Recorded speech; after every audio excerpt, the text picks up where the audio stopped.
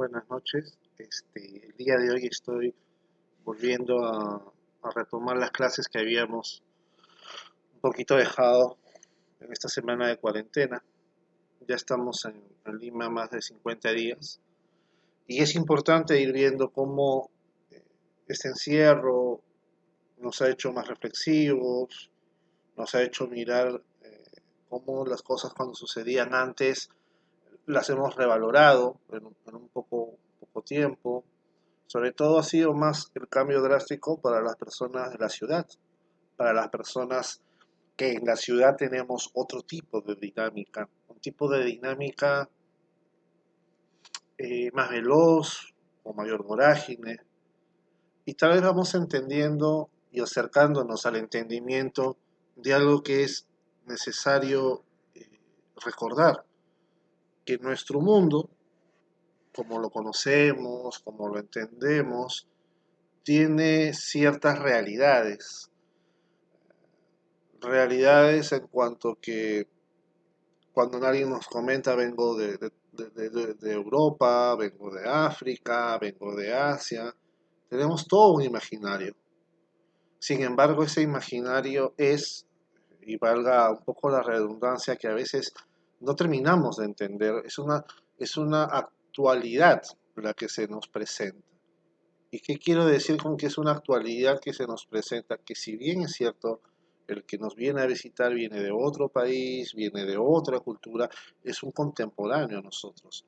Esto es que es tan evidente, eh, a veces demasiado evidente, que nos impide asombrarnos o nos permite asombrarnos poco cuando nos ponemos a imaginar, ¿no? O a juzgar. Por ejemplo, todos, y esto creo que con mayor o menor grado, pero todos, al menos los que estamos en las redes, los que manejamos un poco el internet, los que, como les comentaba, hemos visto en la ciudad, sobre todo los cambios dramáticos de esta epidemia, esta pandemia mundial y a nivel local en el Perú, pero nos ha permitido en menos de 2 meses hacer todo un cambio de visión, de enfoque. No podemos decir hasta el día de hoy si es bueno o malo, porque nos estamos adaptando, porque nos estamos generando respuestas. Primero en una actitud de respuesta, de sobrevivencia, de combate, de enfrentamiento. Pero estos 2 meses, por lo menos, o estos 3 meses, nos han permitido marcar la distancia con muchos años a velocidades distintas, sobre todo si somos de edad adulta mediana o jóvenes ya cercanos a la adultez o adultos mayores relativamente un poco jóvenes. Entonces, hacia esta introducción y esta vuelta viene mi premisa del tema de la introducción a la filosofía. La introducción a la filosofía, a veces en la universidad, que lamentablemente fuera del ambiente universitario no se enseña estas cosas, o fuera de un libro académico, o fuera de un coloquio o una conferencia, para muy pocos, incluso entre los ambientes universitarios. Y esta es una pena. Esta es una pena porque esta disciplina, para no decirle ciencia, que más adelante de repente precisaremos que, aunque han habido proyectos muy grandes en la filosofía para volver la ciencia con la rigurosidad de la matemática, un Descartes, con la rigurosidad del proceso matemático científico en el Círculo de Viena, en los neopositivistas, con la búsqueda de la fenomenología husserliana, maestro de Heidegger, ¿no?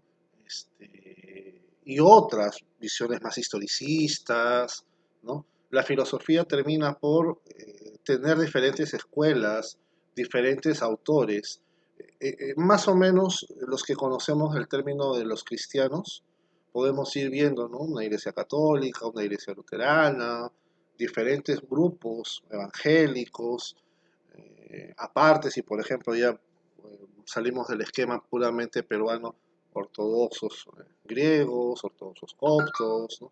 Y si ya nos comparamos con otras religiones con mayor dificultad. Entonces vamos viendo que siempre el lenguaje, porque somos animales simbólicos, el lenguaje nos permite esa riqueza de la comunicación, pero que a veces las personas somos las que nos dificultamos imaginarnos o idearnos una cultura muy distinta a la de nosotros. Siempre vayamos comparando, ¿no? Oye, yo tengo mi ceviche, por ejemplo, podemos hacer un limeño, ¿no? Tú que tienes algo parecido. Y si es costeño, podrá verlo. Si no es costeño, será más difícil, ¿no? El mismo hecho de ser pescado no quiere decir que sean iguales. Pero luego de esta disertación algo larga y aburrida, a lo que quiero ir que a veces el gran esfuerzo que tenemos que hacer por las disciplinas filosóficas es, y esta es una búsqueda personal, pero que también la he ido aprendiendo de algunos grandes maestros, ya no solamente profesores, quiero siempre recalcar eso, es que, si, que no nos peleemos primero con el texto o con el autor, sino que intentemos entender su lógica, entender sus razonamientos y sobre todo entender su contexto. Para mí es, y tengo que compartirlo, desagradable porque demuestra el mínimo de rigor decirle a una persona de hace 40 siglos, oye, tú no usabas avión, o tú no usabas carro, o tú no usabas tren eléctrico. O sea, no podría haberlo usado. El hecho que se le refute esas cosas, y hay gente que lo hace, y no estoy hablando de gente que no tiene nada que ver con la universidad, de hecho, universitarios, ¿no? Incluso lo he tenido el desagrado de escucharlo de colegas y compañeros en la filosofía, criticando cómo era posible que no entendiesen estos modelos, como si nosotros, y vuelvo al ejemplo primero, y acá viene la importancia, hace 2 o 3 meses antes de la aparición de algo que es dentro de los esquemas normales, un virus más. De hecho, es la evolución de uno de los virus que ya teníamos, el llamado COVID-19, ¿no?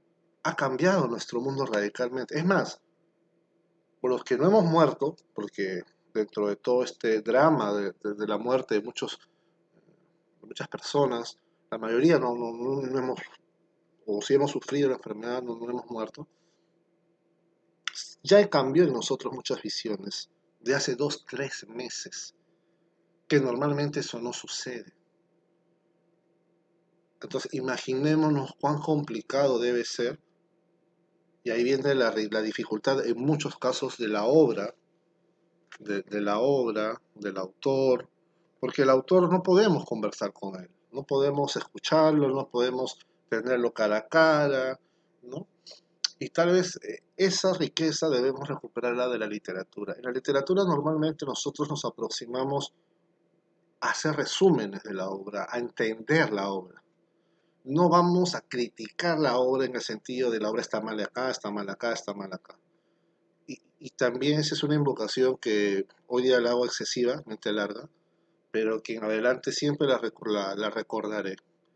Cuando se vea a Platón, busquemos ser platónicos. Cuando se vea a Aristóteles, busquemos ser aristotélicos. Cuando se vea a Descartes, buscamos ser cartesianos. Y así sucesivamente. No porque me convenga o porque le convenga a usted, que me está escuchando o viendo, sino porque esa es la principal función de acercarse al texto, entender el texto, contextualizar el texto y desde ese lugar empezar a hacer las críticas válidas. Porque como vuelvo al ejemplo, yo sé que es exagerado, pero se va a dar, y de hecho se da. Tal filósofo griego, ¿por qué decía esto? ¿Por qué no podía decir esto? No lo podía decir, era hijo de su tiempo. ¿Por qué tal medieval no presuponía que Dios no existía? Porque nadie normalmente presuponía que Dios no existía. Es más, la pregunta era qué Dios era el verdadero, no si había o no había Dios. La modernidad misma tiene un poco de ese discurso, pero de otras formas. Muchas categorías son hasta teológicas, religiosas aumentadas a filosofía. No son categorías, si quisiéramos usar, ausentes de una teología o de discursos teológicos. Hasta el día de hoy muchas categorías que usamos vienen desde los griegos, desde los romanos, desde los medievales. Obviamente han cambiado en el tiempo o hasta han cambiado al sentido opuesto, pero muchas son parecidas y ahí viene nuestra dificultad para entender en qué medida es y en qué medida no somos. Sin más, de todo este preámbulo que tal vez es innecesario para muchos, que ya voy 10 minutos, Pero que quiero dejar claro algo. La filosofía nació en Grecia, estructuralmente terminó de fundarse en Grecia y de Grecia fue para el mundo, como la entendemos ahora. Que desde esa comparación cada región tuviese o no sus variantes griegas de filosóficas, no fue como en Grecia. Y no solo por muchos motivos que tal vez hoy ya no quiero precisar, sobre todo por la visión religiosa que tenía Europa, en ese momento la península, y por el comercio. Ahí el mar Mediterráneo era riquísimo, se comerciaban los fenicios, se comerciaba con gente de todos lados, pero que tampoco fue motivo para que los fenicios, por ejemplo, desarrollaran filosofía u otros, ¿no? La polis, ¿no? Esta ciudad-estado, estas ciudaditas autónomas, auto, autónomas en el sentido casi como una universidad hoy en día, ¿no? Territorio autónomo, una nacionalidad propia, un sentir propio, de 1000 personas, 1000 personas. Entonces, sí tenían una autonomía, pero necesitaban también una idea más o menos, salvando las distancias, como la Confederación de Estados Unidos, ¿no? Una autonomía eh, americana de cada estado para tener sus normas propias, pero que hay una gran mega, claro, ahí sí faltaba una gran mega nación, como se entiende Estados Unidos, o de repente un poco menos México o Brasil, por ejemplo, ¿no? O la Comunidad Europea, para entender algo similar. Pero más o menos esta era la idea, claro, los espacios, los momentos, la economía era otra, un sistema esclavista, como que ha sido en la mayoría de la historia de la humanidad, también habría que acotar, ¿no? El fenómeno de la esclavitud es un fenómeno que nace, eh, es tan antiguo como la guerra y se mantiene muchos siglos y tiene sus motivaciones de por qué mantenerse.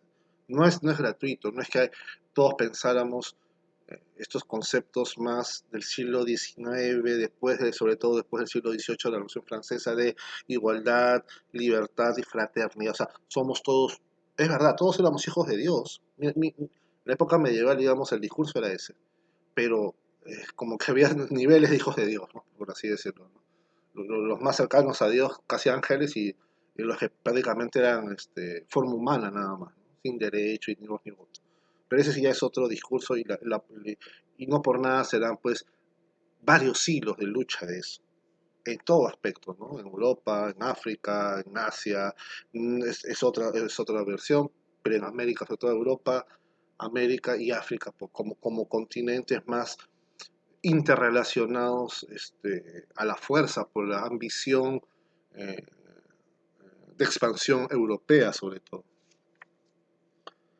La filosofía, no voy a hablar del origen como tal, porque eso ya será motivo de un video más adelante, porque sí necesitaría un esquema, de repente situar un poco la parte geográfica para ir viendo por qué ciertas escuelas, también cuando van apareciendo, se van acercando a ciertas herencias religiosas más cercanas a ellas que a otras, ¿no? Y por qué de repente en un inicio mucha de la filosofía es prácticamente una religión más pensada, más reflexionada. Es más, ¿no? Los primeros filósofos, primero que no se llamaban filósofos todos a sí mismos siempre, segundo de que no tenían ningún problema con ser creyentes, a, incluso si condenaban en algún momento o aspectos de la religión griega, también practicaban otros, ¿no? O sea, había todo un tema de todavía no separación de muchas cosas, como pasa a veces en el inicio de las cosas, ¿no? La filosofía pues viene del término filo y sofos, ¿no? Filo, amigo, amante, amor, y sofos, sabiduría, ¿no? Entonces es el amigo del saber, es el amante del saber. Es interesante que nos quedemos en el filósofos, pero no que el filósofos es hombre. ¿Y por qué es hombre? Porque la sabiduría es Sofía, es la sabiduría, es la mujer sabia. eh, no se puede igualar a mujer sabia a la sabiduría. La sabiduría es eh, como una divinidad que la posee el filósofo, hombre sobre todo, digamos, acá trato de hacer un esquema genérico, por eso es que cuando ya veamos, por ejemplo, Platón podrá decir que sí, puede haber mujeres filósofas, Aristóteles nada que ver, pero Sócrates no se manifiesta mucho al respecto. Algunas escuelas helénicas sí van a tener filósofas, de hecho, Hipatia es una gran filósofa, y no había problemas. Es más, entre los griegos se cita que a diferencia de los romanos, por ejemplo, sí había mujeres que eran educadoras, ¿no? Los romanos no tenían mujeres educadoras en su sistema. Es más, la mujer, si habría una equivalencia, estudiaba solamente a primaria, ¿no? Alguna secundaria, pero a superior no había nadie, pero nadie. Entonces eso ya habla también de que el gran imperio romano era pues mucho más eh, poco democrático, más despótico, de repente desde esa visión formativa y de reconocer a la mujer en una cultivación, en un cultivarse, perdón, en un cultivarse más rico era Grecia. Obviamente también entendamos, ¿no? Comunidades de 1000 personas, las mujeres pues tampoco tenían grandes espacios para realizarse y uno no puede comparar la idiosincrasia, por ejemplo, espartana, guerreros natos, por eso la película 300, o 300, el nacimiento de un imperio, ¿no? La personificación maravillosa de esta mujer griega que va luego a formarse por los persas, pero algo así, salvando, ¿no?, las distancias del cine y el enfoque, y que lo encarna muy bien a la esposa, la reina de Esparta, ¿no? La mujer de Leónidas, ¿no? Una guerrera nata que no tenía ningún recato o sea, era una soldado, naturalmente, ¿no? Y a esto quiero ir diciendo que el carácter griego no solo de la filosofía, porque hay que entender que en realidad parte de la antigüedad muchos, salvo ciertos oficios, como por ejemplo zapatero, lo que era un médico, cosas así, que podían ser puntuales en ciertos aspectos, ¿no? Y por ejemplo, si yo soy médico, mi hijo va a ser médico, pero si yo era, pues, por ejemplo, el griego era filósofo, era matemático, era físico, era estudioso de la naturaleza, una especie de biólogo si quiere, químico también si no quiere, ¿no? También tenía su visión religiosa, teológica, y aparte, ¿no? En la misma República, Platón nos incita a recién estudiar la filosofía a partir de los 50 años y antes todo un proceso larguísimo, ¿no? De estudiar ingeniería, arquitectura, geometría. Es más, célebre es la frase que dice en la academia, no entra aquí quien no sabe matemática, ¿no? Algo que ya actualmente pues es verdad que grandes pensadores de la humanidad, volvemos, ¿no? Descartes, sí, sacándolo a los medievales, porque también hay que entender que los medievales, eh, sobre todo los de herencia luego de las cruzadas, por la potencia de la álgebra que se quedan los árabes, van a desarrollar esas matemáticas, pero antes no tanto, ¿no? Es más, Aristóteles también nos viene por ahí, por el tema con la confrontación con los árabes, ¿no? Que ahí sí lo habían rescatado mejor que nosotros, habían perdido los textos más importantes de la Estagirita o de Aristóteles. Entonces, desde esa visión, la introducción a la filosofía pues tiene muchas aristas que nos va dispersando. Pero para otra vez centrarnos en la idea, ¿no? La filosofía empieza a nacer en un contexto de intercambio de comercio, en sociedades autónomas de 1000 individuos, pero que también empiezan a generar un estrato social muy marcado. Los esclavos, que no entraban al estrato social, los comerciantes y los hombres ricos. Y son estos hombres ricos que tienen esclavos. Y me quiero detener algo breve en que estos esclavos son ante todo personas como el día de hoy alguien se compra un Rolls Royce, se compra un jet privado. O sea, nadie se va a comprar un jet privado y lo va a tener ahí guardado en el garaje y que se malogre.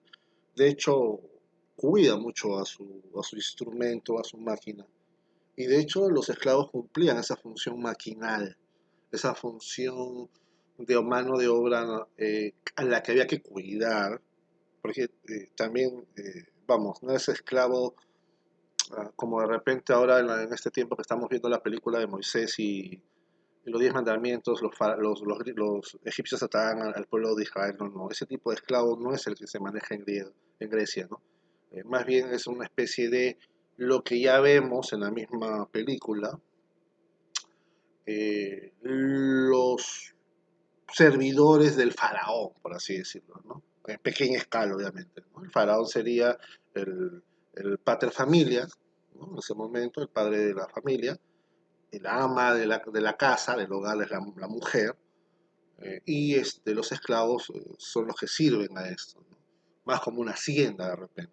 Tenían su horario, estaban bien cuidados, bien alimentados, formados algunos incluso, como se ve en la literatura griega. Algunos sabían leer y escribir, ¿no? Y ahí diferenciaban, ¿no? Ya niveles de esclavos, ¿no? Tipo escribanos, cosas así.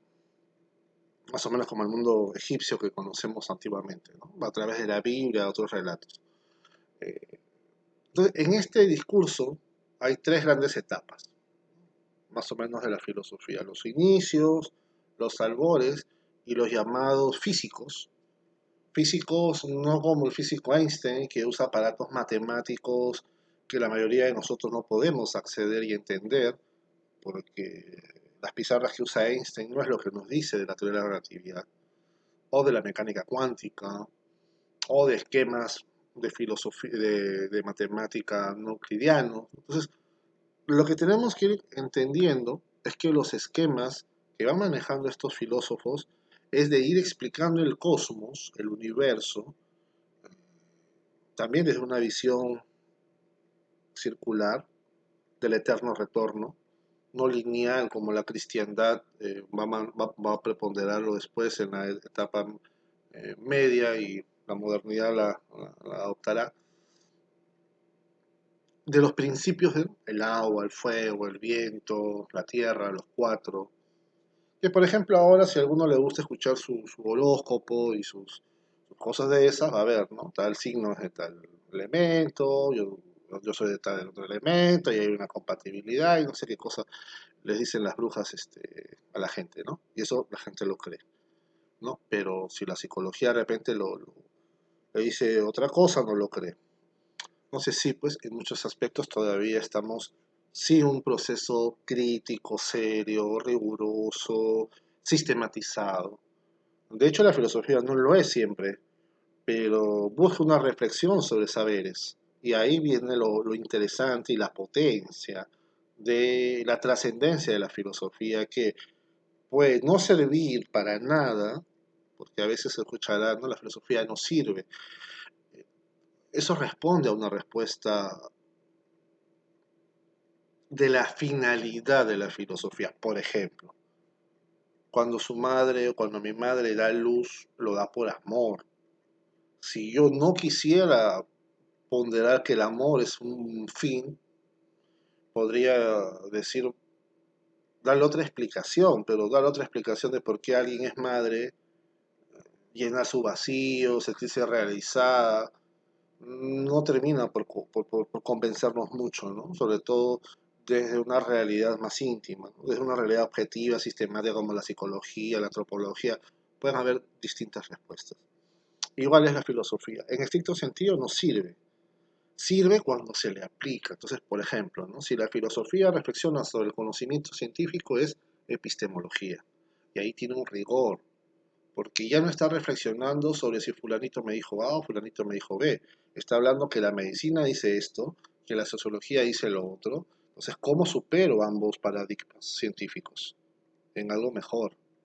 Y claro que tiene un valor, porque nos permite construir cosas que van más allá. Que la evidencia lo confirmará o lo negará, pero nos permite salir de los esquemas científicos y de los límites de la ciencia, porque la ciencia tiene límites. Sus objetos de estudio determinan a la ciencia y al rigor y al objeto que estudia. Por ejemplo, la química estudia la materia, ¿no? La termodinámica, la energía, los cambios de transferencia de calor y trabajo, por ejemplo, ¿no? La termodinámica no estudia la sumatoria de fuerzas newtonianas, no estudia. Es otra área, ¿no? La literatura no estudia nada de eso. Y no por eso es falsa. El arte tampoco estudia eso.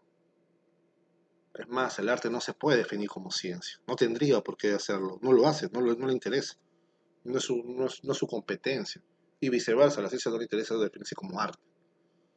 Salvo tal vez las formas más matemáticas, más abstractas. Luego de esta digresión, volviendo a resumir, la filosofía, actividad crítica, que aunque no sirve para nada, tiene áreas como la antropología filosófica, que explica y busca explicar al hombre en su integridad, ¿no?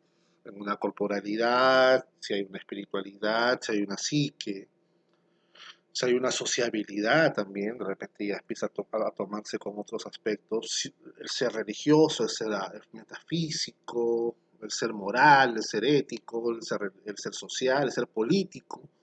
Entonces vamos viendo que el problema de los límites de la filosofía es que aunque se van segmentando en áreas, esas áreas no agrupan pequeños aspectos que van eh, rodeando a diferentes áreas, ¿no? Entonces vemos que en la antropología filosófica tienes elementos de psicología, tienes elementos de educación, elementos de antropología social, de sociología eh, y otras áreas, ¿no? Entonces, diferentes variantes de la psicología, psicoanálisis, de repente si no quiere introducir otros elementos, temas religiosos, pero como fundamentos, no como desarrollados. La estética, esta manifestación del arte, pero también hay visiones que hablaban del arte, que hablan del arte. De hecho, a su estilo, Schopenhauer tiene una visión estética de la vida, tal vez pesimista para muchos. El mismo Nietzsche, él cree más en una visión que fundamental, que antropológica, que metafísica, que ética, sería una visión estética, ¿no? Entonces vamos viendo movimientos a lo largo del pensamiento de la historia. La filosofía moral. La filosofía llamada moral históricamente es la filosofía de las escuelas escocesas que van a influenciar a través de Salamanca y a través de Carl Schmitt en lo que después va a ser el liberalismo, el capitalismo y finalmente el mismo Marx, ¿no? O sea, eh, cuando hablamos de filosofía moral se nos ocurre algo así como religión, pero en realidad estamos hablando de temas más económicos. Entonces, muchos de los nombres no son tan, eh, no describen tan bien el fenómeno, ¿no? Por ejemplo, ya para terminar, me gustaría recordar que, por ejemplo, cada gran autor, o cada autor, sobre todo bastante de Hegel, busca sistematizar muchos de sus conceptos y de su historia y de su ciencia bajo preguntas, bajo paradigmas, bajo grandes conceptos, ¿no? Platón, el Eidos, Aristóteles, la teoría de las causas, también después hay una segunda filosofía, la física, ¿no? Que ellos son los sistematizadores, ¿no? Justo como el maestro de Platón, Sócrates. Y luego vienen los helenísticos, que son diferentes escuelas, ¿no? La cínica, la estoica, la hedonista, ¿no? Y un proceso luego romano, sincrético, donde Europa, a través de Grecia, pero por medio de Roma, va a juntarse con el mundo restante conocido de Asia, todas esas colonias, a través de las conquistas de Alejandro Magno, y luego tendremos el mundo feudal, medieval, cristiano, en Occidente sobre todo, con toda una visión de la iglesia y economías que ya no se dan ahora, ¿no? De hecho, la negación de estas economías, de estas visiones, de este trabajo feudal, casi campesino, que si bien es cierto logró el desarrollo de la futura ciencia, la ciencia, eh, de las universidades, bueno, las universidades es la época medieval, de los grandes escritos teológicos, metafísicos, filosóficos, filosofía de la naturaleza, éticos de repente en esos esquemas, pero que era un mundo muy distinto al actual, ¿no? Donde incluso no todos los hombres sabían leer y escribir. Cuando hablo hombres de varones, que las mujeres casi eran analfabetas en su mayoría, las pocas que tenían algunos libros se les acusaba de brujas, o ni siquiera las monjas tenían eso, y menos las mujeres eh, de la clase alta o de la nobleza. Muchos de los mismos príncipes eran ignorantes, analfabetos, ¿no? Eh, por eso se le quiere atribuir un hecho oscuro, pero entendamos también que no va a ser hasta más o menos el siglo XVI la aparición de la imprenta. O sea, la imprenta, la revolución de la imprenta, va a generar recién esta popularización del conocimiento, pero que tampoco es tan popular, ¿no? Pero recién para el siglo casi XVI, ¿no? Cuando ya la Edad Media ya acabó. Entonces, es así, ¿no? El problema, y esta es la última idea para reunir todo, es que todo pensamiento, toda filosofía, todo filósofo, todo pensador es hijo de su tiempo, ¿no? Marx, por más genial que pudo haber sido, por más bruto para muchos que fue, pero no, fue muchas cosas, pero bruto no. Era una persona que pudo ser lo que pudo ser porque tuvo un maestro como Hegel, porque fue hegeliano de joven. Y así a su vez Hegel o sus maestros y todo, ¿no? Pero bebieron de su cultura, de su ciencia, ¿no? Entonces, eso entendámoslo, ¿no? Nosotros más bien en la actualidad tenemos grandes conocimientos científicos, gran información científica. O sea, la internet uno abre y tiene para ver desde filosofía, ciencia, arte, teatro y cosas tecnológicas y actualidades, hasta basura. El problema es que en esta buffet cognitivo, informativo, lamentablemente nos hemos acostumbrado a no seleccionar, no saber seleccionar y a consumir lo primero que aparece. Y ese tal vez es la búsqueda de muchos compañeros y compañeras míos por algunos volver a la filosofía de las escuelas, que me parece una lucha válida, pero insuficiente. La filosofía no se desarrolla para todos, del mismo modo en que saber uno más uno no es saber matemática, ¿no? Nosotros no decimos yo soy matemático porque sé uno más uno. Nosotros no decimos yo soy físico porque sé que la suma de las fuerzas puede ser cero o puede ser una resultante. Eso no nos hace físicos, ¿no? Saber la tabla periódica de memoria de los elementos químicos no nos hace ser químicos. Igual, ¿no? Saber mucha información de filosofía no nos hace ser filósofos, pero sí nos ayuda a tener elementos de pensamiento crítico. Entonces, las ideas finales, para resumir en toda esta larga media hora que de repente para muchos será aburrida, pero que también es importante disgregar.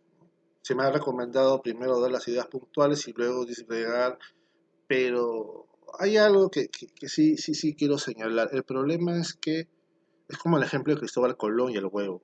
Cristóbal Colón, luego del descubrimiento de América, llega y vuelve para pedir más dinero a la reina. La reina Isabel Católica le hace una fiesta, lo premia, y todos los envidiosos, porque hay que decirlo en la vida, la mayoría de gente es limitada, envidiosa y sobre todo como no se les ocurrió la idea, piensan que cualquiera lo puede hacer. Hasta ahí está bien, pero expresarlo públicamente frente a la persona que hace el oro ya es de mediocres, ¿no? Sin embargo, eso es lo que abunda hoy en día y tenemos que decirlo también, ¿no? Entonces, esta mediocridad lo molesta a Cristóbal. Cristóbal le dice, tengan un huevo y háganlo que se pare de cabeza, o sea, se pare, ¿no? Así. Y pasa el huevo y todos, no puedo, se cae. Entonces, el pata lo va a servir, le da su golpecito, lo para. Todos casi al unísono dicen lo que usted y a mí se nos puede estar ocurriendo. pero que ahí viene la diferencia, ya no humana, sino de miseria humana. Y la miseria humana les hace decir al unísono a todos, o a la mayoría de los presentes ahí, ah, qué fácil, cualquiera lo hace. Y la respuesta de Cristóbal Colón es genial. Pero ustedes no lo hicieron, por lo tanto, puntos suspensivos. Entonces, en la vida, el conocimiento, cuando ya está mostrado, no es rico, no, es como cuando hacemos un problema matemático. El problema matemático, y en esto tal vez la obsesión de uno casi pitagórica, platónica, de que la matemática se aprende practicando, pero también sufriendo. O sea, si yo hago que uno más uno es 2 y me memorizo, y luego me memorizo que uno más 3 es 4 y me memorizo, entonces no le encuentro chiste. Salvando las distancias, y vuelvo a decir salvando las distancias, aquello que cuesta y cuesta bien, lo valoramos, ¿no? Las relaciones, por ejemplo, si yo me enamoro de una chica y la chica todo, no digo que sea necesario que se haga difícil, pero las personas que tienen pareja sabrán entender y ponderar, ¿no? Un poco también, o sea, no la pongas fácil, ¿no? Pero hay que saber distinguir también entre no poner fácil la relación de una cosa y ser una complicación innecesaria. Y aquí viene la validez de la matemática o de la filosofía. Tiene su esfuerzo, tiene su dificultad, pero no te lo puedes poner como, digamos, oye, sabes que hemos avanzado 20 siglos en la filosofía y te mando a leer el libro del filósofo actual que se ha comido su formación y toda la formación de todos los que le leen 6 años, 7 años, 8 años y a ti para asustarte te lo hago en un día. No, eso no solamente es malo, eso es inmoral en la formación filosófica. Hay genios siempre y personas fuera de lo común que captan las cosas muy rápidas. Bien por ellos, bien porque ese es el típico alumno que al profesor nos gusta. Pero hay que decirlo, la mayoría es promedio y muchos son gente que le cuesta la dificultad. Y ahí viene la ética, la búsqueda de la vocación, no filosófica, sobre todo educadora, de rescatar a este mal alumno, de brindarle al mal alumno el valor. Porque los grandes malos alumnos, y esto es algo que tal vez la expresión pueda no ser muy aprobable por muchos, los grandes malos alumnos son alumnos como Einstein, como Graham Bell, el mismo Tesla, ¿no? Personas difíciles de comprender porque el profesor que tienen al frente, y hay que decirlo, es más bruto, más limitado que el genio que los opaca. Y no tiene la hidalguía de reconocer la luminaria, porque chicos inteligentes hay por todos lados, chicos geniales hay por todos lados. Pero les pongo un ejemplo básico. Yo como papá, no soy papá, pero pongo el ejemplo, yo como papá podría decir, ¿no? Como me gusta la matemática, como me gusta la filosofía, ¿sabes qué? A mis sobrinos, porque tengo dos, mis hijos, cuando los tenga, ¿sabes qué? Tú me estudias matemática como si fueras físico nuclear y tú me estudias filosofía como si fueras a dar tu tesis de G. Si mi chico tiene la genialidad, ¿no? De un Pascal, ¿no? De un Pitágoras, ya, de hecho lo va a hacer naturalmente y tal vez le voy a hacer el bien. Pero si el pata tiene las habilidades de un Messi y de un Cristiano Ronaldo, le voy a hacer un mal.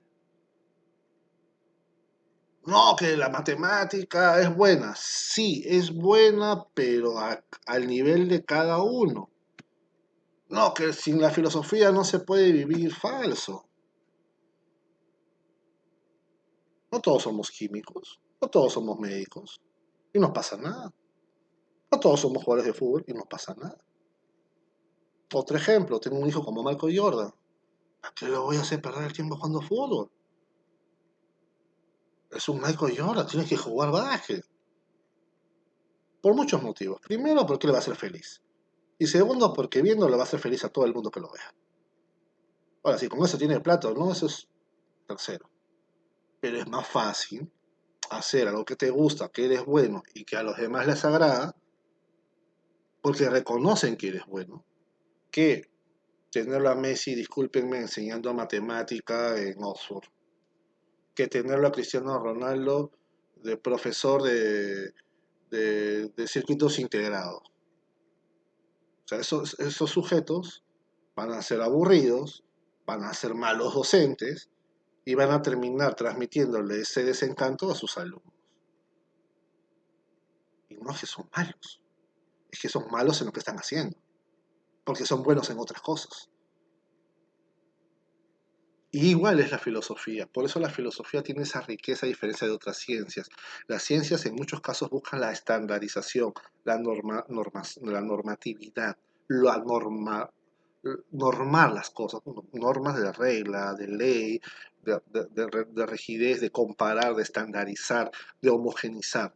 La filosofía no. Si tú tienes una visión media matemática, media lógica, puede ser más cartesiano, tal vez te va a costar ser de otra escuela. Si a ti te gusta Kant, genial, ¿no? Si a ti, pero eso implica que obviamente tienes otras visiones que no vas a compartir. Y el esfuerzo va a ser, en tu caso, o en el caso de esas personas, entender de que porque les gusta un autor filosófico o no filosófico, no quiere decir que los demás estén mal, quiere decir que simplemente no le gusta y no le convence. Un poco como en gustos, ¿no?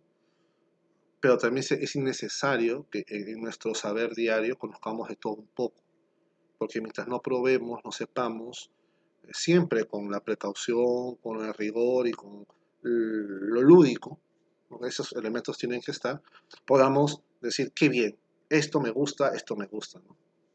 Yo mismo, ¿no? A mí me gusta lo que digo, lo que converso. Obviamente ahora estamos cerca de creo que la 1 de la mañana, ya cansado, agobiado, no con el ánimo, ¿no? Y lamentablemente los temas de filosofía son reflexivos, buscan la reflexión, ¿no? Es como enseñar matemática, ¿no? Si yo enseño matemática a un niño, tengo que buscar lo lúdico ante todo. Si yo enseño a un joven, ya menos, ¿no? Y si voy a la universidad, no me voy a parar de cabeza para que aprendan un teorema, porque lo más probable es que le enseñe matemática a matemáticos o ingenieros, no tendría por qué hacerlo. Entonces, igual, ¿no? Ahora, tampoco nos limitemos, no porque a Julián le gusta ese estilo, o es de ese estilo, o es de esa forma, esa es la única forma. No, hay muchas. Y yo he visto, incluso me permito comentarlo, en tema de sacerdotes, que hacen muy lúdico algunas cosas.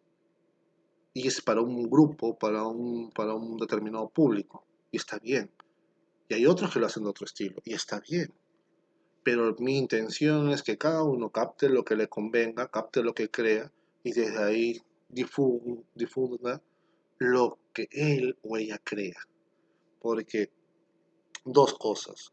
La filosofía tiene que salir de las escuelas, de las universidades, de la academia, porque es como la religión.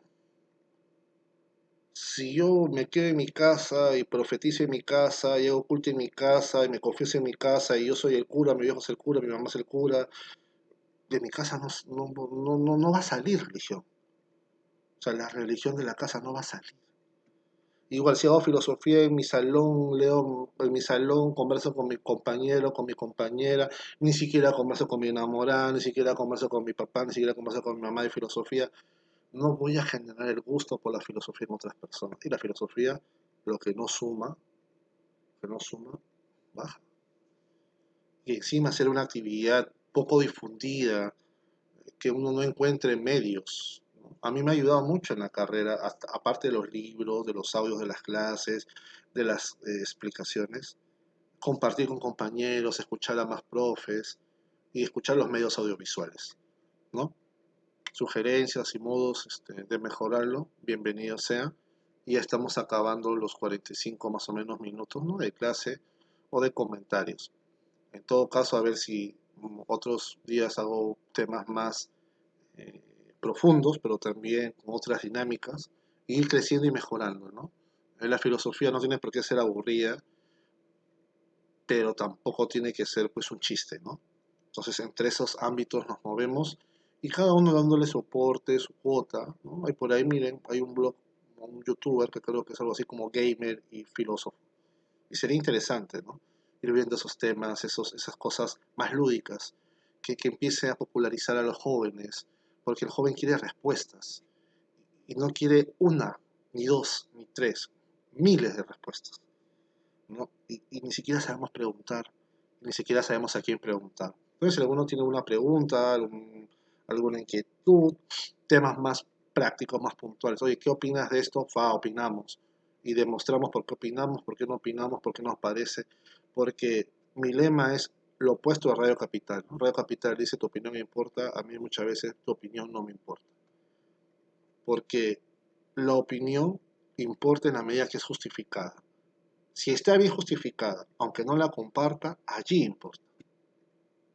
Es como en el colegio. Profesor, ¿usted está de acuerdo? Sí, no. Ya, pero si es sí, ¿por qué? Y si es no, ¿por qué? Y eso hemos perdido un poco en los colegios. Justificar un poco más. No andar justificando todo. Todo no se justifica, pero justificar más, desarrollar más el discurso, ¿no? Aprovechemos momentos como estos, de estar encerrados en casa, y momentos de compartir lo que nos gusta, nos agrada, nos da la gana, sentirnos bien, realizados. Y eso será algo para compartir con mucha gente.